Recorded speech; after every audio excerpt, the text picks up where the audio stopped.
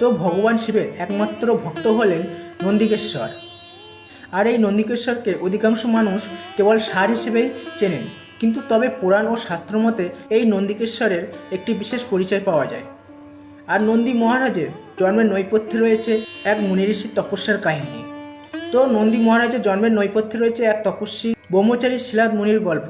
জানা যায় মুনি শিলাদ ছিলেন পুত্রহীন এবং তার পূর্বপুরুষদের মুক্তির জন্য তাকে পুত্র লাভ করতে হতো।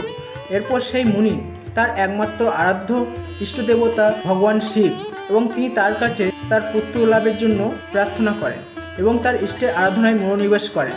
আর তার তপস্যায় সন্তুষ্ট হয়ে দেবাদিদেব মহাদেব তার পুত্র সন্তান লাভের বরদান করেন।